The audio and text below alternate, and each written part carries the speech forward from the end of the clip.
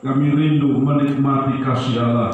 Kami rindu menikmati segala kebaikan Tuhan di dalam firman-Mu. Mari kuasai di dalam mulut hamba-Mu, hati, pikiran, panca indera kami semuanya ada di dalam pengaruh kuasa Roh-Mu Tuhan.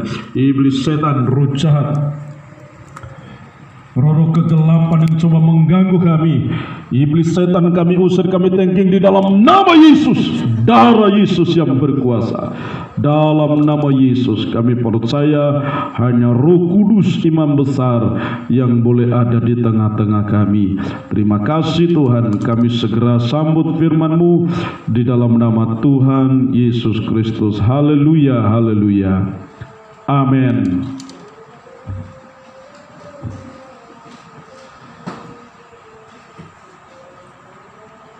Salam sejahtera di dalam kasih Tuhan kita Yesus Kristus.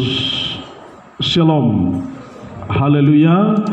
Mari kasih dalam Tuhan kita siapkan segala sesuatunya, terutama hati kita, di dalam kita mau menikmati segala kebaikan Tuhan di dalam firman-Nya. Mari kasih dalam Tuhan.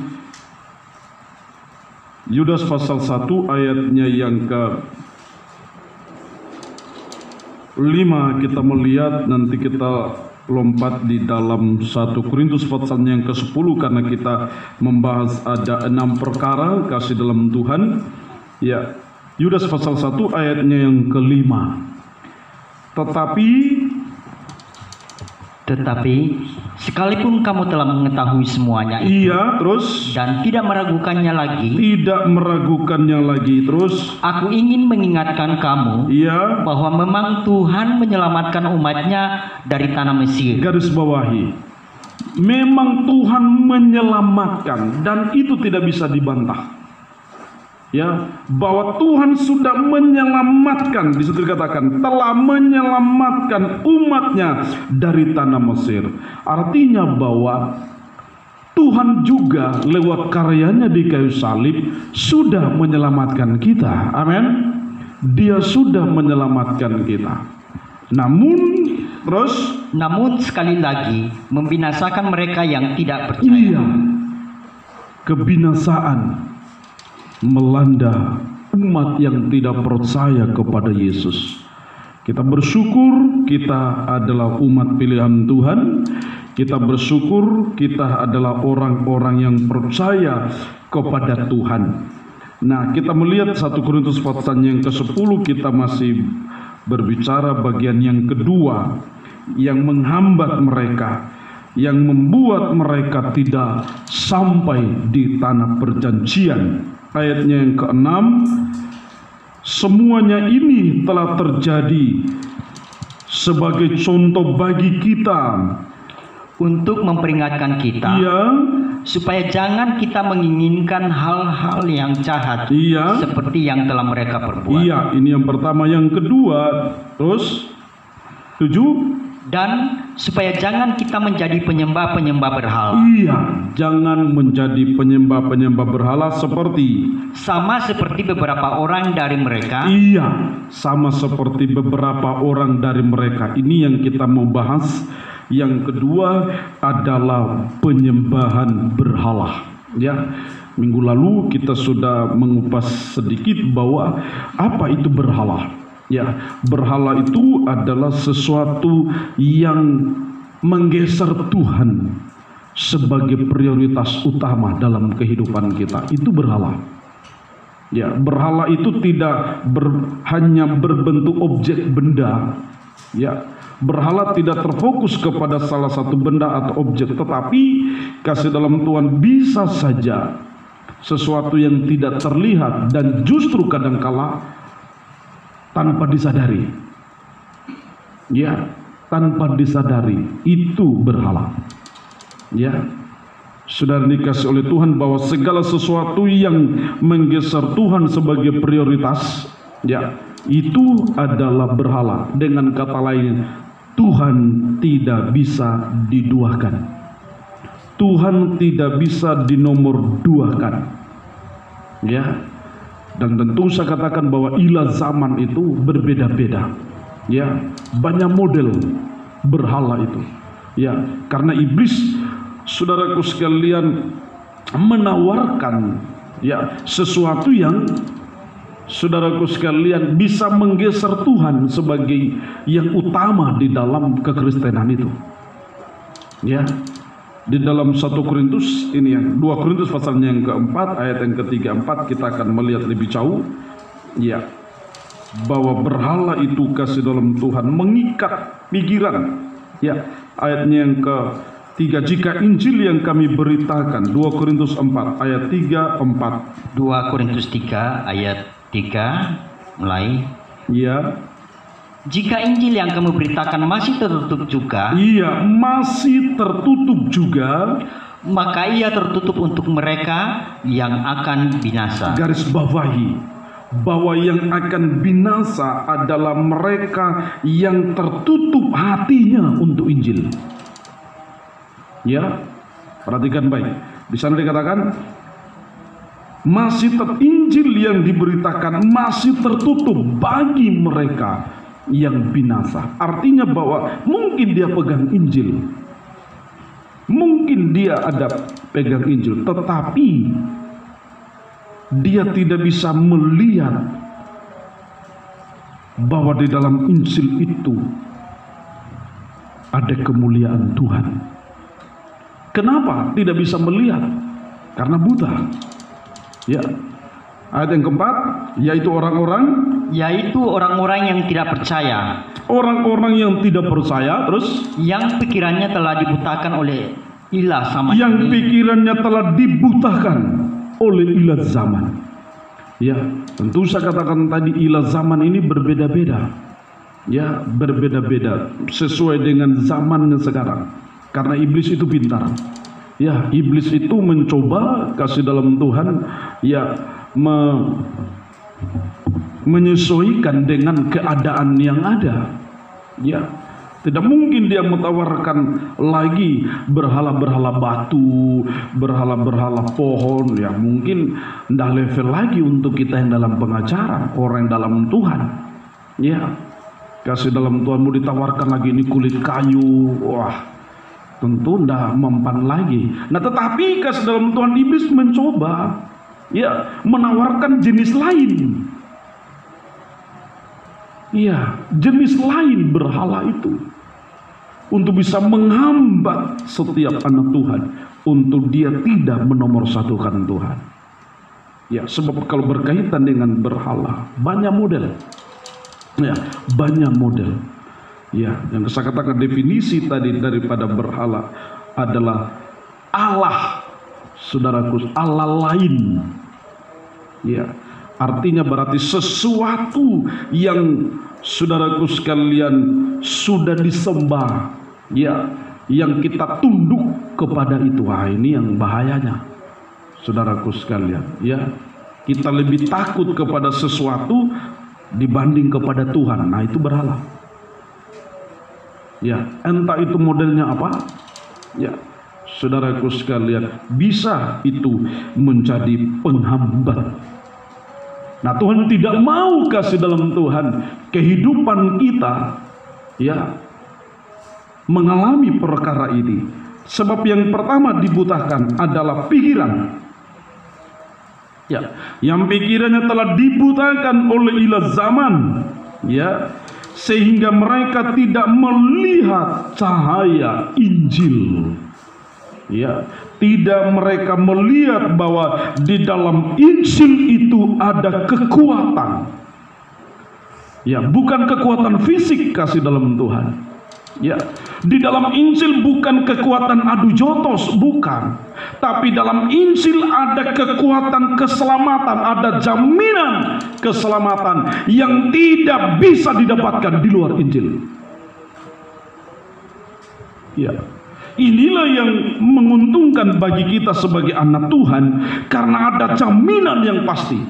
Roma pasal 1. Ya, kita melihat di sana. Ya, ayat yang ke-16. Injil itu kekuatan Allah. Roma 1 ayat 16. Sebab aku mempunyai keyakinan yang kokoh. Aku mempunyai keyakinan, iman yang kokoh di dalam Injil, di dalam firman Allah. Terus karena Injil adalah kekuatan Allah. Terus yang menyelamatkan setiap orang yang percaya. Yang menyelamatkan setiap orang. Karena Injil itu adalah pribadi Allah sendiri. Karena Injil itu adalah sabdanya, firman-Nya. Iya. Dan itulah pribadi Yesus. Yesus yang merupakan kasih dalam Tuhan, pribadi Allah sendiri, yang rela turun menjadi manusia. Ya, mungkin bertanya, kenapa Yesus harus menjadi manusia? Karena Tuhan punya tujuan. Ya, supaya manusia diselamatkan lewat imannya kepada Yesus. Ya, lewat imannya kepada Yesus. Sebab perbuatan baik apapun kasih dalam Tuhan, kalau tidak lewat anugerah Yesus, tidak bisa mencapai keselamatan. Tidak bisa mencapai keselamatan. Ya. Oleh karena itu mari kasih dalam Tuhan, jangan sampai ada yang menggeser pribadi Tuhan itu dalam kehidupan kita. Iya, sebagai prioritas utama dalam kekristenan kita. Iya, ini Injil, janji Allah. Iya, saudaraku sekalian, lihat, kenapa muncul pertanyaan, kenapa Yesus harus turun menjadi daging? Kenapa Yesus kalau dia Tuhan, kenapa dia harus turun menjadi daging? Karena manusia tidak bisa mencapai surga dengan kekuatannya. Haleluya. Manusia tidak bisa mencapai surga dengan uangnya, dengan duitnya, dengan apapun yang dia miliki. Nggak bisa. Ya. Tidak ada manusia bisa mencapai surga dengan kekuatannya sendiri. Nggak bisa. Kecuali Tuhan sendiri yang membuka jalan. Makanya dia turun memproklamirkan dia adalah jalan kebenaran dan hidup. Ya. Artinya tidak ada jalan lain. Tidak ada jalan lain selain pribadi Yesus. Dengan kata lain, ketika kita menduakan Tuhan, kemungkinan besar tersesat. Tidak sampai. Karena apa? Jalan satu-satunya hanya Yesus. Ada amin? Haleluya. Jalan satu-satunya hanya Yesus. Ya, tidak ada yang lain. Ya, kita mau mencoba keselamatan di luar Yesus, enggak dapat. Enggak dapat. Ya. Saya bisa berkasih jaminan gak akan mendapatkan itu. Ya, karena Alkitab Bible menjawab itu. Ya, bahwa di kolong langit ini dalam Kisah Rasul itu. Kisah Rasul pasalnya yang ke-4 itu, ya, ayat yang ke-12. Kisah Rasul pasal 4 ayat yang ke-12 dan Kisah Rasul pasal 4 ayat 12. Dan keselamatan tidak ada di dalam siapapun juga. Dan keselamatan tidak ada di dalam siapapun juga. Terus? Selain di dalam Dia, sebab di bawah kolong langit ini, iya, tidak ada nama lain yang diberikan kepada manusia yang olehnya kita dapat diselamatkan. Luar biasa. Ayat ini memberi keyakinan bahwa selain Yesus tidak ada di bawah kolong langit ini, tidak ada nama lain yang diberikan kepada manusia yang olehnya kita dapat diselamatkan. Sesungguhnya keselamatan itu hanya ada di dalam Yesus, hanya ada di dalam pengorbanan Tuhan. Ya, betapa malangnya kehidupan itu ketika penawaran Tuhan dia tolak. Ya. Yang lebih parah lagi, dia sudah percaya Yesus, kun dia bergeser. Nah, ini lebih parah lagi. Ini yang lebih berbahaya. Ya. Seharusnya kasih dalam Tuhan kita harus bersyukur. Ya. Tuhan mau kita terus bertahan. Tuhan mau kita terus setia di dalam pengikutan kita kepada Tuhan. Artinya tidak boleh ada ilah zaman lain yang bisa membutakan pandangan kita. ya, yang tidak bisa memutak, ya apa namanya, yang menggeser. Jangan sampai ada yang menggeser Tuhan, karena Tuhan adalah yang utama dalam kehidupan kita. Ya, dia katakan di sana ayat yang ke-16, sebab aku memiliki keyakinan yang kokoh dalam Injil, karena Injil adalah kekuatan Allah. Roma 1 ayat yang ke-16, yang menyelamatkan setiap orang yang percaya. Ya, artinya saudaraku sekalian, bertolak ya dengan ayat ini kasih dalam Tuhan, kita seharusnya teguh. Ya, seharusnya teguh di dalam pengakuan kita, dalam pengikutan kita kepada Tuhan, ya, yang menyelamatkan setiap orang yang percaya, pertama-tama orang Yahudi, tetapi juga orang Yunani. Orang Yunani artinya orang yang di luar pilihan Tuhan, siapapun dia, ya, kasih dalam Tuhan. Ya, dengan kata lain bahwa bisa saja orang Yahudi yang umat pilihan Tuhan tidak selamat ketika dia menolak Yesus. Ya, ketika dia menolak Yesus, bisa saja tidak selamat. Nah, kita bersyukur kasih dalam Tuhan, ya, kita yang sudah ada di dalam Yesus. Ya, jangan sampai ada berhala-berhala lain. Ya, minggu lalu kita mengulangi satu ayat, kenapa sampai Tuhan melarang berhala. Ulangan pasal 32 ayat yang ke-21. Artinya tidak boleh kita kasih dalam Tuhan menduakan Tuhan. Ulangan pasalnya yang ke-32, dia katakan di sana ayat yang ke-21, ketika Musa meliris suatu pujian, nyanyian Musa, ya, saudaraku sekalian, kepada bangsa umat pilihan Tuhan, ya, artinya dia mencoba menuliskan kisah-kisah perjalanan bangsa Israel yang menduakan Tuhan.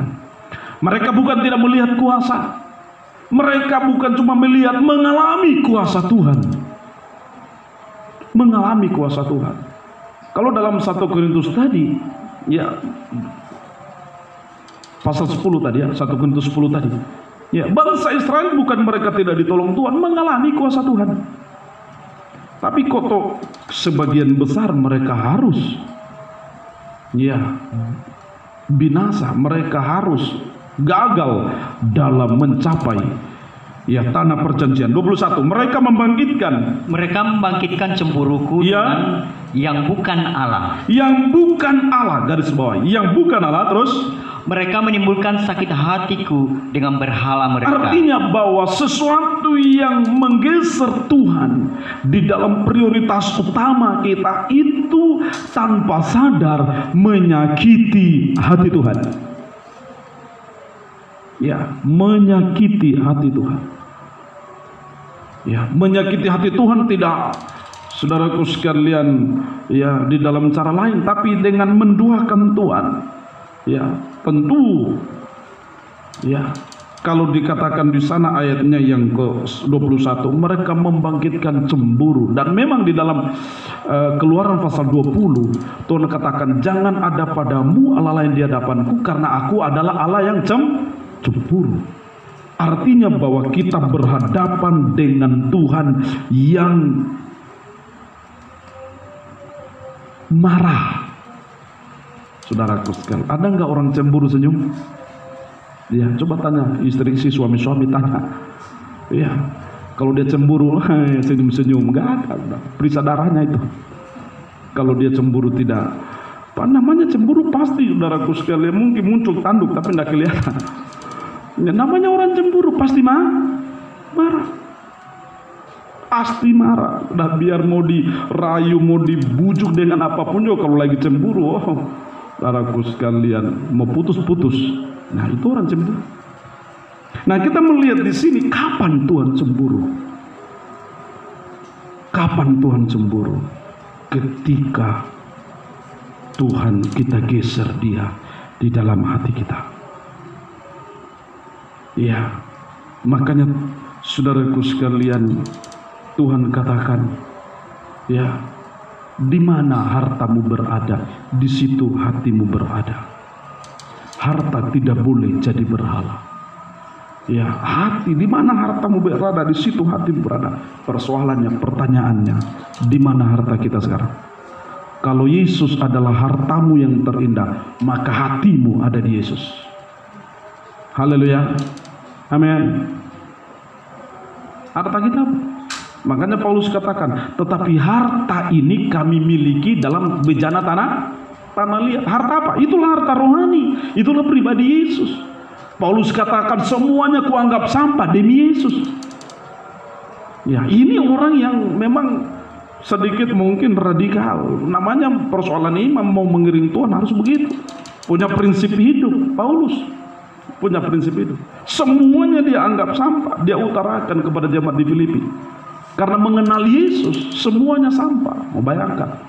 Artinya tidak ada yang bisa menggeser Tuhan di dalam hati Paulus. Semuanya sampah.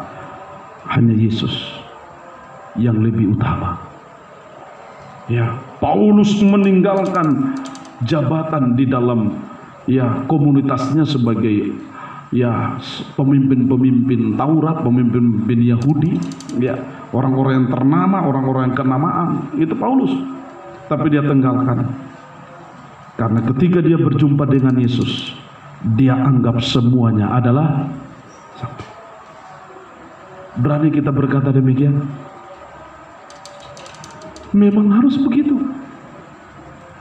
Memang harus begitu. Tuhan katakan saja, barang siapa mau mengikut aku, mau menjadi muridku, Tuhan katakan apa? Harus meninggalkan segala sesuatu. Garis bawahi, kalau Tuhan katakan harus meninggalkan segala sesuatu untuk menjadi murid, bayangkan. Memang keras, tapi itulah pernyataan Tuhan. Artinya tidak boleh ada yang menghalangi kita datang kepada Tuhan. Ada men? Enggak boleh ada. Ya, karena Tuhan adalah Allah yang cemburu. Tidak boleh ada. Ya, kita melihat di dalam Hosea pasalnya yang ke-8.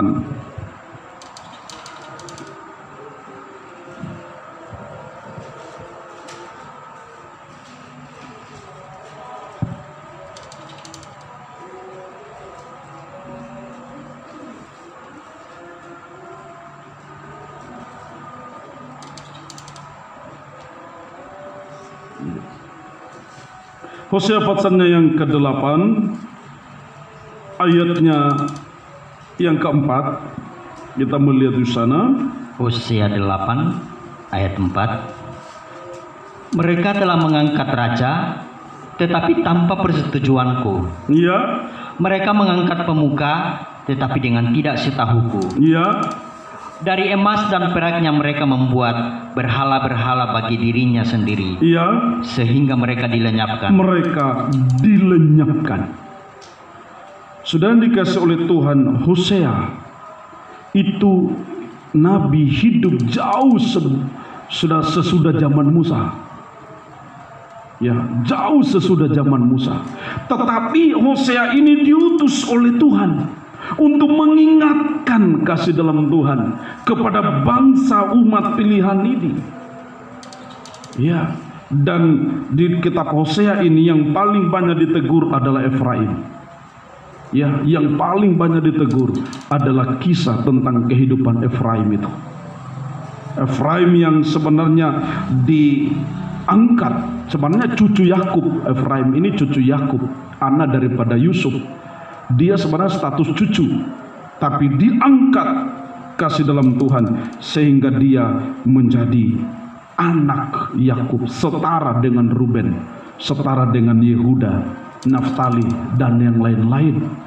Meskipun dia cucu, ya, karena kasih dalam Tuhan, ya, Efraim sebagai umat pilihan Tuhan, dia mencoba, ya, mencampurkan dirinya kepada berhala-berhala.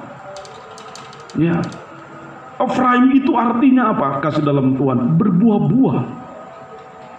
Ya, Sebenarnya arti rohani daripada Efraim itu berbuah-buah. Tetapi kasih dalam Tuhan bertolak belakang dengan namanya itu. Ya, karena kalau kita melihat di sana di dalam ya, Hosea pasalnya yang ke 7, pasal 7. Ya, ayat yang ke-8. Hosea 7 ayat yang ke-8. Iya. Efraim mencampurkan dirinya di antara bangsa-bangsa. Iya, mencampurkan dirinya di antara bangsa-bangsa. Terus Efraim telah menjadi roti bundar yang tidak dibalik. Iya. Berarti sesuatu yang disajikan tetapi tidak matang, Saudara. Angus. Bayangkan roti kalau tidak dibalik. Saudaraku sekalian, hitam pekat.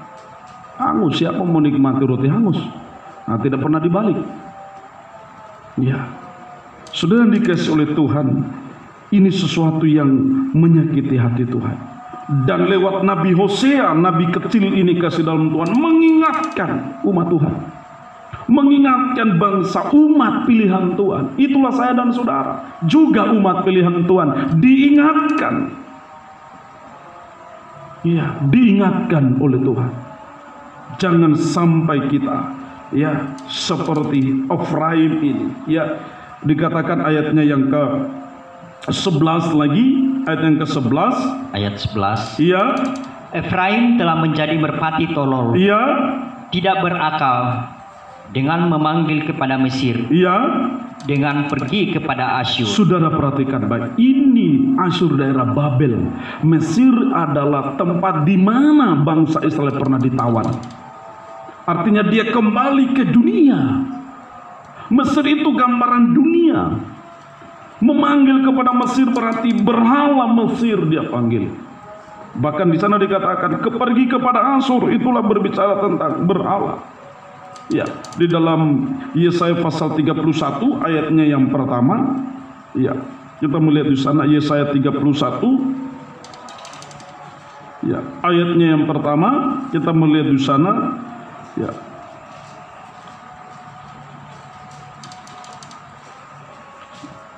Yesaya 31. Iya, ayat yang pertama dikatakan, celakalah orang-orang yang pergi ke Mesir minta pertolongan. Nah, celakalah kepada orang-orang yang pergi kepada Mesir. Nah, Efraim tadi kemana dia? Ke Mesir. Terus minta pertolongan, terus yang mengandalkan kuda-kuda, ya, yang percaya kepada keretanya ini yang berhala. begitu banyak. Nah, ini saya katakan tadi. Berhala itu kekuatan daging yang tidak lagi mengandalkan Tuhan. Ya, karena mungkin merasa bisa, karena mungkin merasa hebat, masih kuat, masih muda. Ya. Dan Efraim memang secara saudaraku sekalian umur tidak setara dengan Ruben, dengan Simeon, dengan Lewi. Tidak setara. Kenapa? Karena dia sebenarnya cucu, pangkat cucu. Kasih dalam Tuhan. Artinya secara umur memang tidak seimbang. Ya, bayangkan dari cucu kasih dalam Tuhan yang seharusnya keponakannya Ruben, Simeon, Lewi, Naftali dan sebagainya itu, ya, seharusnya pangkat om. Tapi kalau Efraim disejajarkan, memang secara umur kasih dalam Tuhan, Efraim baru lahir kemarin dibanding dengan yang lain. Wah, udah pangkat om, tapi di hadapan Tuhan sebagai ya ahli waris janji kasih dalam Tuhan, dia setara. Efraim setara dengan Manasye. Tapi berjalannya waktu, dia mencoba dengan kekuatannya sendiri, merasa diri hebat kasih dalam Tuhan. Kalau saudara membaca kisahnya, Efraim ini pernah kasih dalam Tuhan, ya, hampir ya musnah kasih dalam Tuhan, mengalami peperangan dengan bangsa Israel, bangsanya sendiri, kaumnya sendiri. Ya, kita melihat celakalah yang mengandalkan kuda-kuda, yang percaya kepada keretanya, terus dan kepada pasukan berkuda yang begitu besar jumlahnya, terus tetapi tidak memandang kepada Yang Maha Kudus, tetapi tidak Allah Israel, Haleluya, dan tidak mencari Tuhan. Memandang Tuhan. tidak mencari Tuhan, artinya tidak mengandalkan Tuhan. Kenapa? Ada kuda-kuda, ada kuda itu gambaran kekuatan daging yang diandalkan. Ya, dia mengandalkan kekuatan daging. Kasih dalam Tuhan, dan ini sesuatu yang kasih dalam Tuhan, ya, yang menyakiti hati Tuhan. Nah, di dalam Hosea tadi ayatnya yang ke pasal 3, ya, saudara perhatikan baik.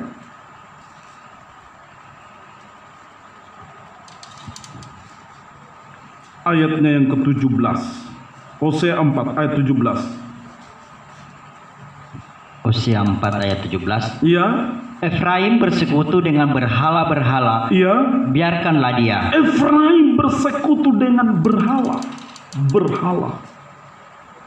Ya, dan ini saudaraku sekalian, lewat nabi kecil ini, Hosea ini, kasih dalam Tuhan, memberikan peringatan, menegur kasih dalam Tuhan bangsa pilihan Allah ini, supaya jangan menduakan Tuhan, jangan sampai kasih dalam Tuhan menggeser Tuhan di dalam kehidupan mereka. Karena Tuhan, kasih dalam Tuhan, ya, tidak bisa diduakan. Dia adalah Allah yang cemburu.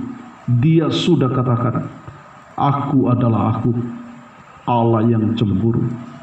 Kapan?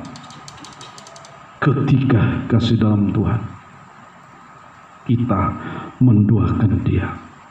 Nah, kita akan kembali, saya akan mencoba membawa Mazmur 115. Ya, Mazmur 115.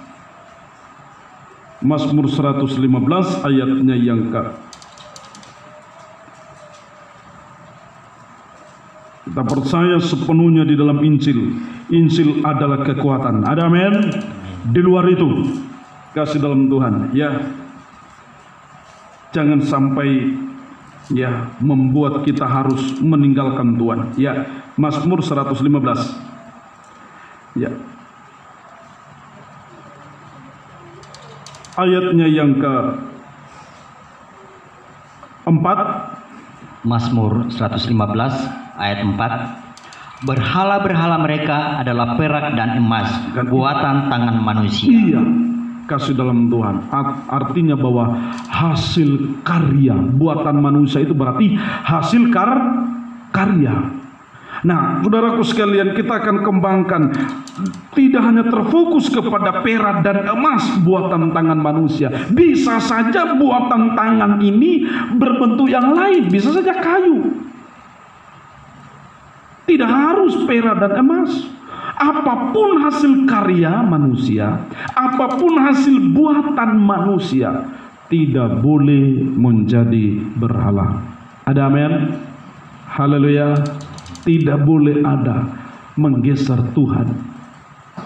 Kasih dalam Tuhan. Sesuatu yang kita sudah buat, waduh ini bagus. Kasih dalam Tuhan. Ya. Kalau kita, hati kita sudah condong kepada hasil karya, ya, hasil karya manusia, wah ini bahaya, saudaraku sekalian. Ya, ini yang bahaya. Contoh kasih dalam Tuhan, ya, dia punya sepatu mahal, dia beli 2 juta ini sepatu ini. Begitu apa ini, anjing gigit, waduh. Kasih dalam Tuhan, mana itu anjing? Kamu tidak tahu ini lebih mahal dari anjing ini. Nah, sehingga akan terjadi hatinya susah gara-gara itu. Ya. Padahal saya mau katakan, ya memang, ya tidak bisa juga kita, saudaraku sekalian, yang menilai yang negatif. Artinya bahwa kalau toh itu memang, ya mungkin kita koreksi diri, mungkin kelalaian, karena gara-gara kita sudah tahu sepatu mahal kita taruh sembarang. Ya kalau memang dia mahal, taruhlah di tempat yang, ya, supaya kucing tidak gigit atau anjing tidak gigit. Ya. Sampai itu kasih dalam Tuhan gara-gara itu, saya tidak mau sembahyang, sepatu baru dulu baru datang. Wah, kasih dalam Tuhan bilang, wah ini hatinya lebih condong ke sepatu daripada Tuhan. Ya, ini salah satu contoh. Ya, tidak harus menghilangkan damai sejahtera kita. Ada amin. Haleluya. Amin. Amin. Iya, jangan. Saudaraku, sebab itu nanti bisa jadi berhala, hasil karya. Ya, pokoknya jangan gak gugat, ini saya punya buatan ini. Wah, ada yang buat nanti, wah ini jangan. Ya, seharusnya kasih dalam Tuhan kita harus bersedih ketika mungkin kita berbuat dosa, berbuat salah. Nah itu boleh bersedih sehingga untuk menyadari diri. Ya, aduh Tuhan, saya sudah berdosa, berduka, bersedih. Nah itu positif di hadapan Tuhan. Tapi cuma gara-gara yang lain, bahkan itu jadi alasan. Wah ini kasih dalam Tuhan, ini menyakiti hati Tuhan.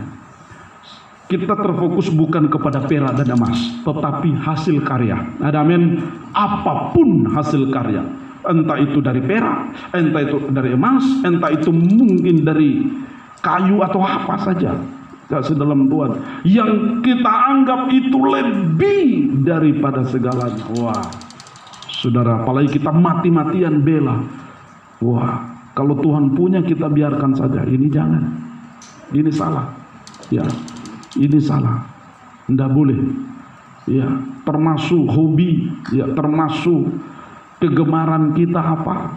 Ya, bahkan saya mau katakan, berhala yang tanpa kita sadar itu apa? Diri kita sendiri.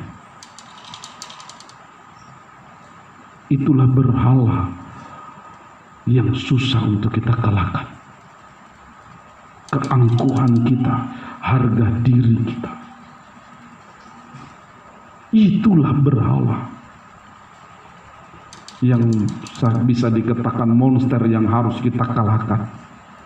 Kita harus berkelahi dengan diri kita sendiri. Sebab tidak boleh menjadi berhala diri kita, kemauan kita. Ya. Sebab berbicara tentang hasil karya, berbicara tentang hasil karya, itu berarti ditunggangi kehormatan, ditunggangi oleh harga diri, gengsi. Ya. Karena apa? Namanya hasil karya kan mau dihargai. Sekarang ada undang-undangnya itu ya. Undang-undang apa namanya itu ya. Hasil karya orang. Mungkin pembajakan. Wah, itu melanggar undang-undang. Karena apa? Harus dihargai. Ya, dia ciplak apa namanya? Dia ambil ini baru dia promosikan tanpa sepengetahuan. Nah, tadi jelas juga dalam Hosea. Ya, mereka membuat tanpa sepengetahuan Tuhan. Nah ini dalam Hosea tadi jelas dibaca, tidak sepengetahuan Tuhan. Ya, seolah-olah kasih dalam Tuhan kita yang lebih, ini salah. Seolah-olah kita punya yang paling utama dari segalanya. Enggak boleh ada, enggak boleh ada. Karena biarlah Tuhan itu prioritas. Ya. Kita kembali, tadi dikatakan bahwa berhala-berhala mereka adalah perak dan emas buatan,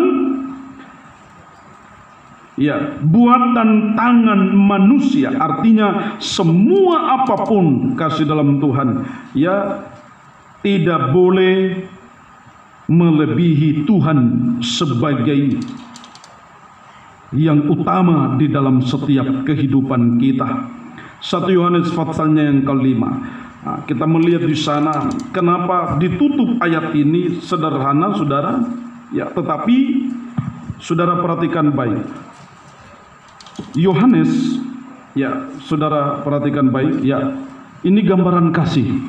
Ya, gambaran kasih. Nah, ada kaitannya nanti.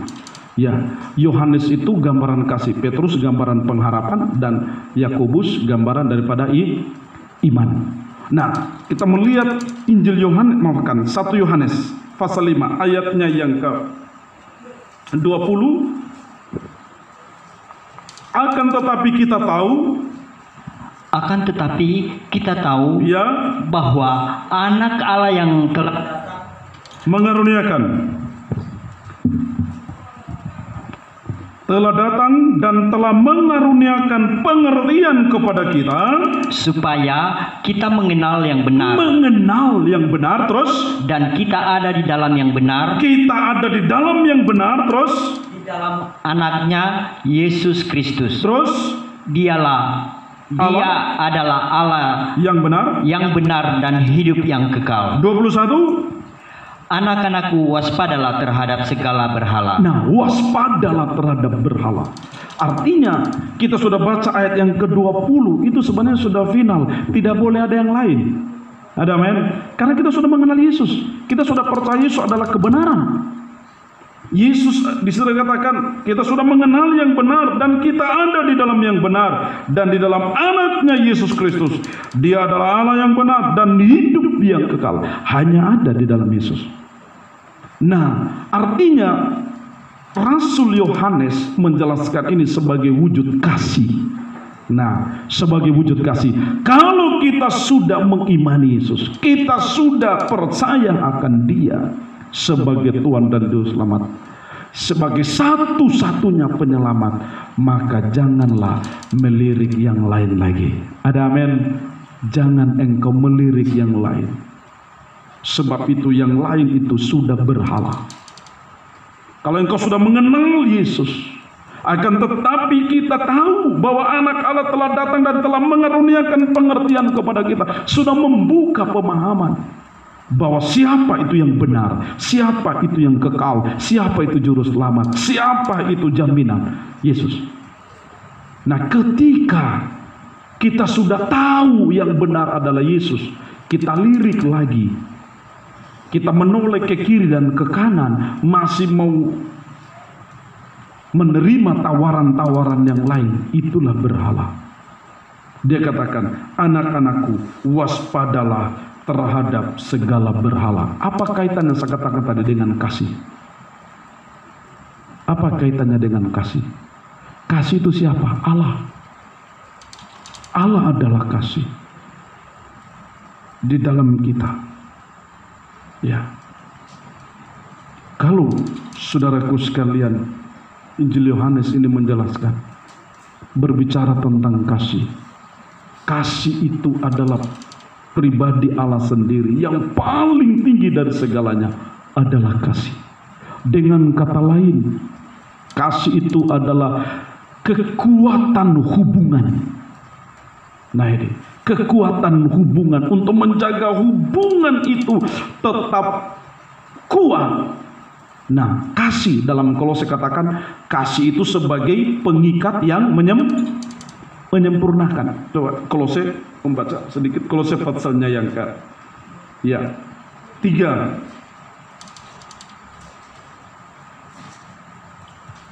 ayat 14. Kolose 3 ayat 14 dikatakan apa? Hendaklah, maafkan, ayat yang Kolose 3 ayat 14 ayat 14. Iya. Dan di atas semuanya itu, terus kenakanlah kasih. Nah, mempersatukan dan menyempurnakan. Oh, haleluya. Artinya kalau kita sudah diikat oleh kasih Allah, maka semua katakan bu saudara, sudah, itu berarti sudah final. Kita adalah milik Tuhan. Ada amin. Tidak boleh ada yang lain. Hanya Yesus yang memiliki kita. Dia adalah, saudaraku sekalian, pokok keselamatan. Dan di atas semuanya itu, kenakanlah kasih sebagai pengikat yang mempersatukan. Mempersatukan apa? Itulah hubungan. Ya, mempersatukan hubungan. Kekuatan dalam hubungan itu kasih sebagai pengikat. Nah, kasih ketika ini dirusak, nah ini bahaya, diambang kehancuran itu. Ya. Makanya kasih dalam Tuhan kita melihat di sana, mempersatukan sampai menyempurnakan. Dengan kata lain, di atas kasih tidak ada yang lain. Ada amin. Siapa itu kasih? Allah. Artinya di atas Allah tidak ada lagi. Ada amin. Tidak ada lagi. Mau apa lagi? Kalau Allah sudah final, sudah selesai, akhir dari semuanya kasih. Maka tidak ada lagi mau kita tergiur dengan yang lain, karena sudah di atas semuanya dikunci, diikat dengan kasih yang menyempurnakan. Dan saya mau katakan, kasih itu sudah dibuktikan di dalam Yesus. Wujud kasih Allah itu adalah Yesus yang rela mati buat dosa saya dan saudara. Ya, jangan sampai ada kasih dalam Tuhan. Ya, jenis-jenis berhala baru. Ya, bagi bangsa Israel, kasih dalam Tuhan. Ya, mereka membuat lembu emas. Ya, yang notabene dari ya semua perhiasan-perhiasan orang Israel itu sendiri, mereka membuat sebuah lembu emas yang tidak bisa berbicara, yang bisu. Tetapi anehnya kok dipercaya. Ya, ini yang terjadi. Kasih dalam Tuhan. Manusia kadangkala ya banyak tergiur dengan jenis-jenis ini. Ya, apalagi ya orang-orang yang belum mengenal Tuhan. Kasih dalam Tuhan. Ya, banyak. Ya, berhala itu terfokus di dalam objek benda atau apapun itu, batu kah, kayu kah, atau apapun. Ya, dibungkus kain kuning, kain merah muda, kain hitam, berbagai macam. Dijadikan itu berhala. Ya, ini terjadi banyak. Ya, kalau ditanya orang Kristen, ditanya orang anak Tuhan, ini sebenarnya tanpa disadari menyakiti Tuhan, menyakiti hati Tuhan. Nah, Tuhan mau kita berada. Ya, perhatikan baik. Saya akan mengunci dengan satu ayat kasih dalam Tuhan. Ibrani pasalnya yang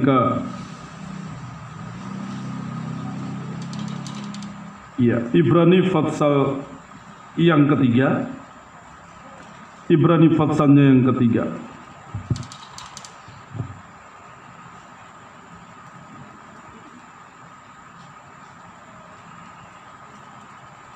Ayat yang ke-16. Ibrani pasalnya yang ketiga. Ayat yang ke-16. Ibrani pasal 3 ayat 16. Siapakah? Ibrani 3 ayat 16. Ya. Siapakah yang membangkitkan amarah sekalipun mereka mendengar suaranya? Iya. Bukankah mereka semua yang keluar dari Mesir di bawah pimpinan Musa? Iya. Siapakah yang membangkitkan kasih dalam Tuhan amarah Allah? Ya, itulah mereka bangsa Israel itu. Terus dia katakan 17. Dan siapakah yang ia murkai?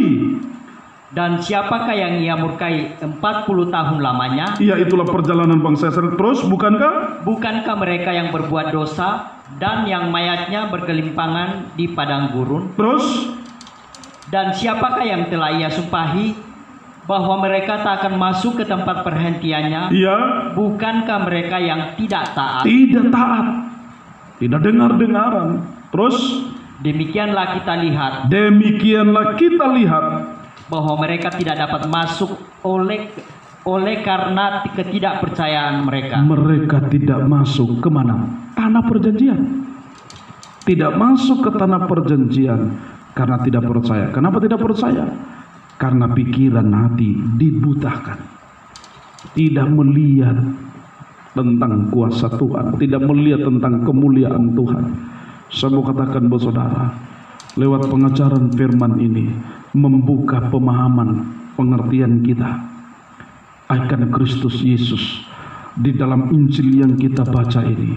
Memang sekarang berbentuk tulisan hurufiah, saudara, dibukukan ya menjadi Alkitab kasih dalam Tuhan. Bahkan mungkin sekarang di media sosial banyak juga firman Tuhan Alkitab ya, bisa kita download, apa istilahnya ya kita download ya, mudah sekarang ya, tidak terfokus kepada kasih dalam Tuhan ya, mungkin kepada tulisan seperti ya Alkitab begini.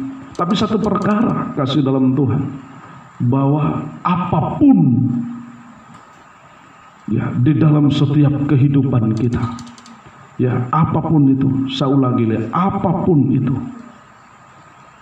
jangan sampai ada kita menduakan Tuhan. Sehebat-hebat pun hasil karya manusia, Tuhan lebih hebat. Ada amin? Tuhan lebih hebat.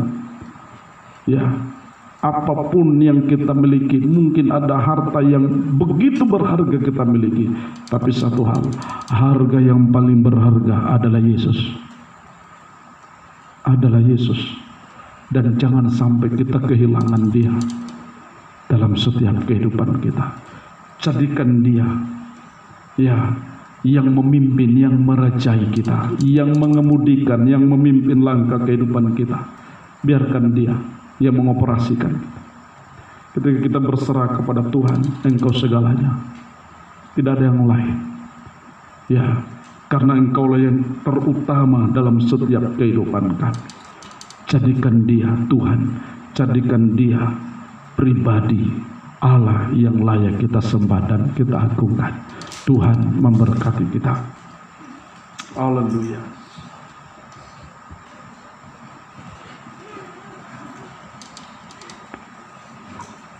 Hanya Kau Tuhan di hidupku.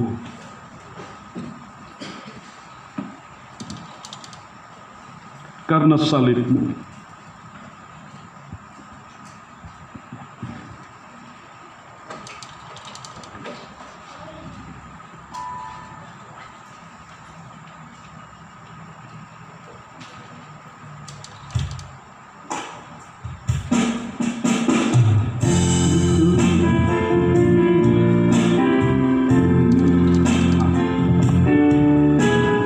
hanya Kau Tuhan di hidupku.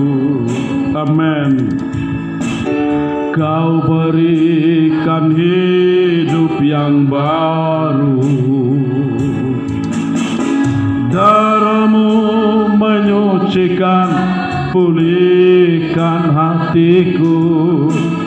Ku nyatakan Kaulah segalanya. Engkaulah sumber, Engkaulah sumber pengharapan. Tidak ada yang lain selain Dia. Kuasa-Mu sanggup menyembuhkan jiwaku. Jiwaku pun berserah hanya kepadamu. Khusus Kaulah segalanya. Karena salib-Mu ku hidup, karena salib-Mu ku menang.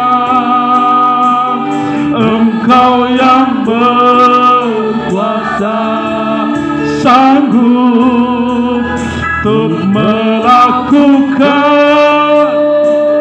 mujizat-Mu di hidupku.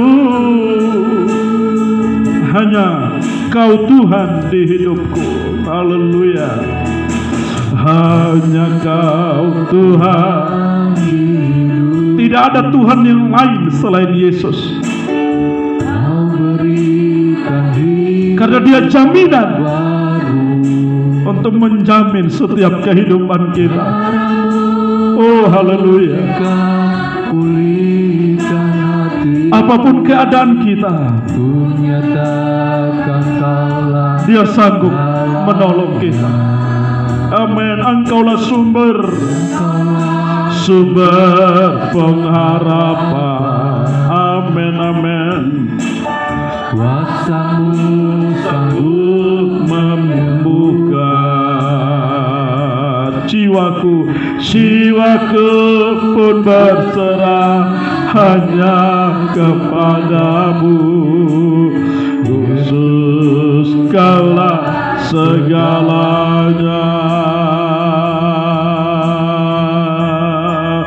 Karena salib-Mu ku hidup, karena salib-Mu ku menang.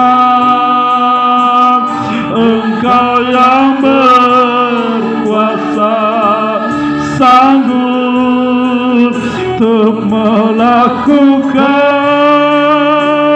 mujizat-Mu di hidupku. Kita bangkit berdiri karena salib-Mu Tuhan. Haleluya. Salib-Mu ku hidup, karena salib-Mu ku menang. Engkau yang bertata sanggup untuk melakukan mujizat-Mu di hidupku.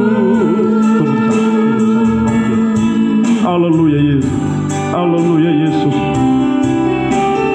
Hanya Kau Tuhan di hidupku.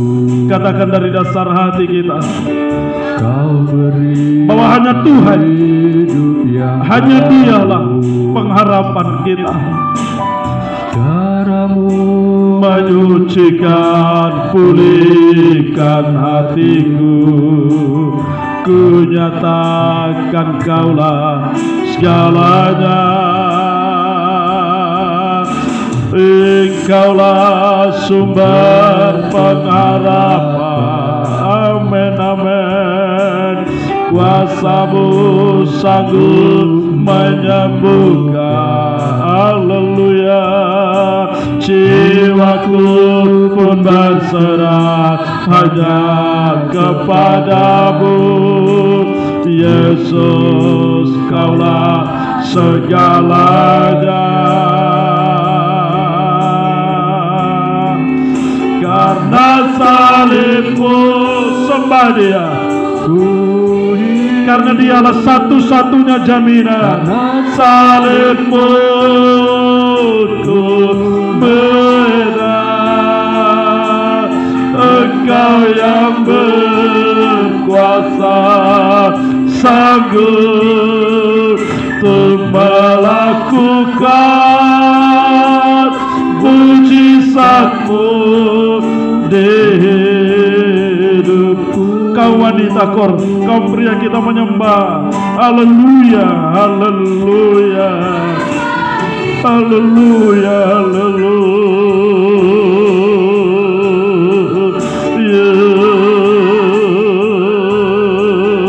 Yesus, Yesus, haleluya.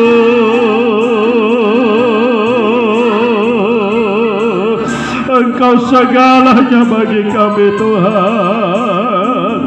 Haleluya, haleluya. Kau wanita kor, kau pria kita menyembah Dia. Haleluya Yesus. Engkau segalanya bagi kami Tuhan. Tidak ada yang lain selain pribadi-Mu. Engkau sanggup menolong kami. Engkau sanggup memulihkan kami Tuhan. Oh haleluya, haleluya.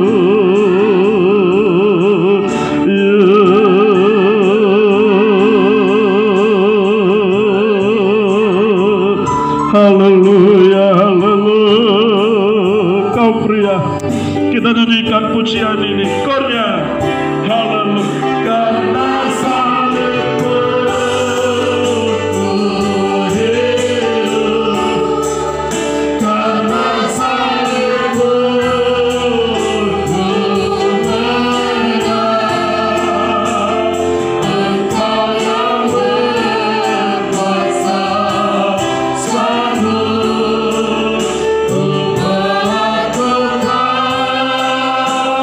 Mujizat-Mu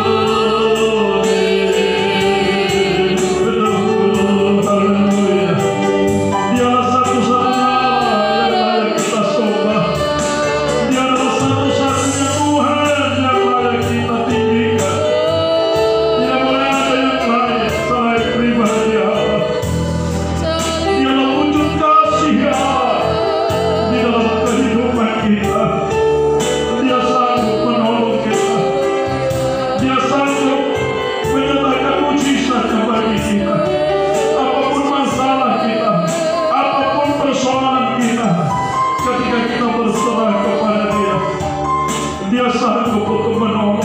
Haleluya, haleluya, haleluya, haleluya, haleluya,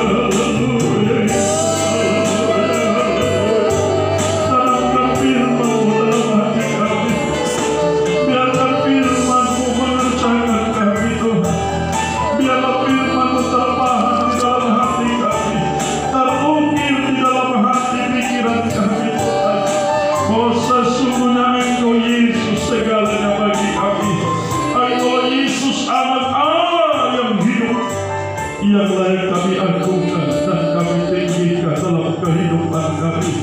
Tidak ada yang bisa menggeser Engkau di dalam hati kami, karena sungguh Engkau yang berhak atas kami. Engkau sudah menebus kami dengan darah-Mu. Engkau sudah membayar lunas kehidupan kami dengan pengorbanan-Mu, Tuhan. Kami adalah milik-Mu, Bapa. Pegang tangan kami, Tuhan, untuk kami terus setia melangkah mengiring akan Engkau, Tuhan. Pandangan kami hanya kami tujukan kepada salib-Mu, Tuhan, karena salib-Mu lah yang mengangkat kami. Di dalam salib-Mu lah Engkau menjamin setiap kehidupan kami, Tuhan. Terima kasih, Bapa. Kami bersyukur buat segala kebaikan-Mu yang nyata bagi kami. Kami percaya Engkau sudah memberkati kami semua, pribadi lepas pribadi, meninggal rumah tangga kami semuanya. Di dalam nama Yesus, Tuhan, Engkau memberkati kami. Terima kasih, Tuhan. Kami bersyukur buat kebenaran firman-Mu. Dalam nama Tuhan Yesus Kristus kami mengucap syukur. Haleluya, haleluya, amin.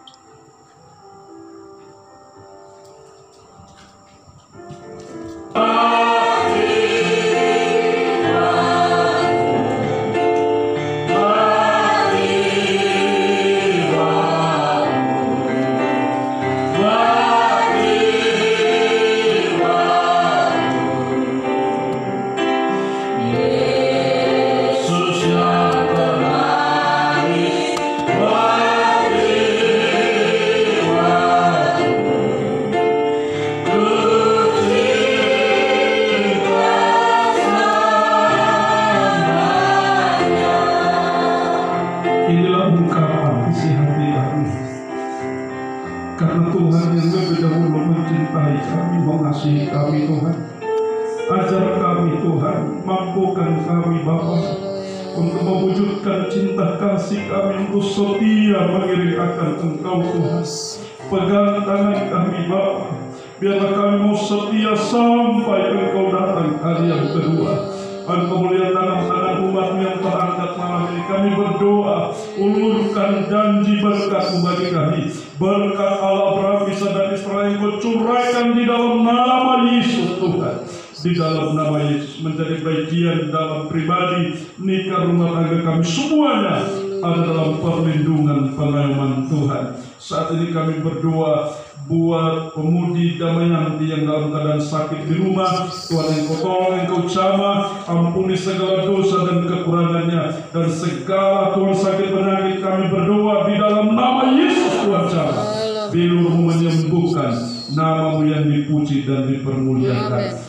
Terima kasih, bahkan yang lain-lain yang tidak sempat kami sebutkan nama mereka, dimanapun mereka berada, biarlah Tuhan Engkau menolong mereka. Terima kasih semua kegiatan kami di sepanjang minggu ini, dalam ibadah kami, dalam kerja bakti pemasangan tel, semuanya Tuhan kami serahkan ke dalam tangan-Mu. Tuhan, campur tangan, nama-Mu yang dipuji dan dipermuliakan. Tuhan, terima kasih Bapa, kami bersyukur buat segala kebaikan-Mu yang sungguh melimpah bagi kami. Sertai kami kembali ke rumah kami masing-masing, jauh dekat, semuanya ada dalam perlindungan Tuhan. Kekasih-kekasihnya Tuhan, pulanglah dengan membawa berkat, rahmat anugerah dari Allah Bapa, cinta kasih sayang dari Tuhan Yesus Kristus, persekutuan, penghiburan, penyertaan dan perlindungan Allah Roh Kudus tinggal menyertai kita mulai malam ini sampai Tuhan datang kali yang kedua, di dalam nama Tuhan Yesus Kristus. Haleluya, haleluya. Amin. Shalom. Tuhan memberkati kita.